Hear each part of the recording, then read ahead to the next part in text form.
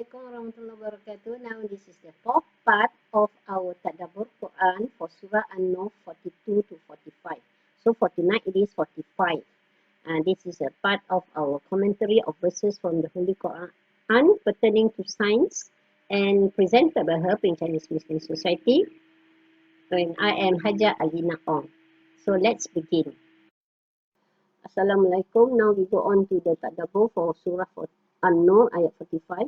Wallahu khalaqa kulla dabbatin mimma, and Allah has created from water every living creature.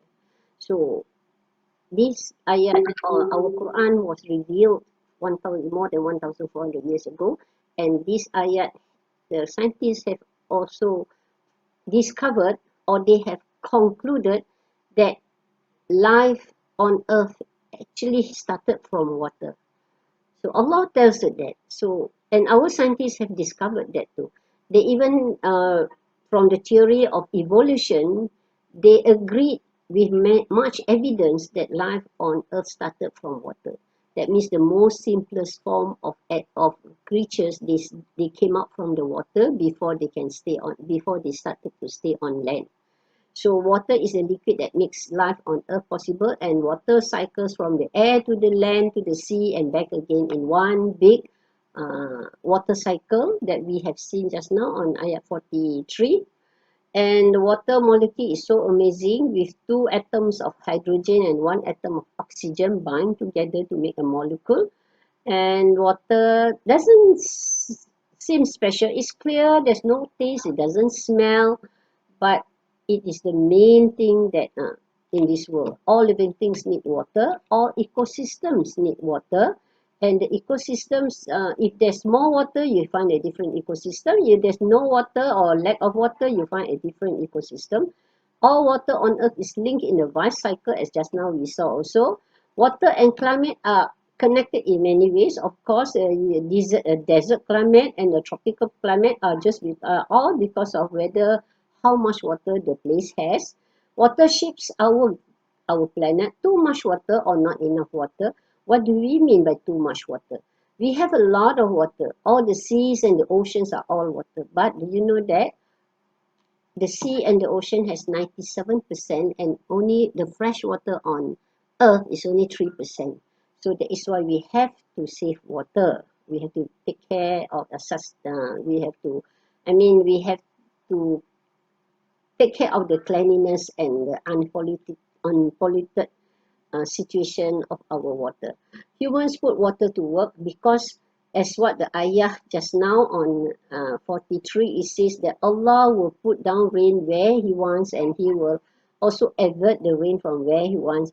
Human has learned to live with that. So with that, they built irrigation canals, they built dams, and they built water canals to help them with their life, for agriculture or for energy, for generation of hydroelectrical power. And we need to take care of the water. All water is linked in a vast cycle. So that is the importance of water. And Allah says water is important. Now, the second part of the surah, An-Nur 45, it tells you that it reads as Wallahu kulla dabatin mimma. That is the first part. فَمِنْهُمْ مَنْ يَمْشِي عَلَى بَطْنِهِ. From some of them crawl on their bellies. وَمِنْهُمْ مَنْ يَمْشِي عَلَى رِجْلَيْنِ. And some of them walk on 2 legs. And وَمِنْهُمْ مَنْ يَمْشِي عَلَى أَرْبَعٍ. And some walk on 4. وَيَخْلُقُ اللَّهُ مَنْ يَشَاءُ. Allah creates whatever He wills. So with this statement, we can say that Allah's creations can come crawling on their bellies, on 2 legs, on 4 legs, and besides these 2 legs, 4 legs, there are so many others that He creates whatever He wills. Inna Allaha ala kulli shay'in qadir. Now, some of them walk on their bellies, some walk on 2 legs, some walk on 4. whether they walk on, they have 2 legs or 4 legs, or maybe you call it their limbs. Okay, humans have 2 legs, and what other creature has 2 legs? Yes, the bird. Some birds with the 2 legs they walk. They cannot fly. For example, like ostrich. Okay, like the king. The heavy bird, okay, they cannot fly, but they have 2 legs, so they walk on the 2 legs. Some birds they have 2 legs, and also they have very strong wings, and they are light, they can fly. Now, what about the 4 legs? Mostly that you know is the mammals, and then those without legs that crawl on their bellies. You have the snakes and the worms, or the snails, and also the insects also crawling on their bellies. Only that they have legs to bring them instead of slithering. Okay, so these are all the, what I mean is, we, by just looking at the world around us, by studying the world around us, by whether it's on geography, on time, on biology, or the physical world, we can see the magnificence and the greatness of Allah's creation. So with this, surely Allah is most capable of everything. Inna Allaha ala kulli shay'in qadir. He is capable of everything. And to Allah alone belongs the heaven and the earth. And to Allah is the final return.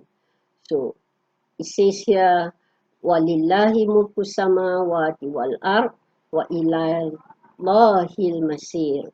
So with this, I would like to end the tadabbur of Surah An-Nur 42 to 45, which shows us, and which by reading this, it reminds us of the greatness of Allah's creation in the heavens and on earth, and all of them is for us to ponder.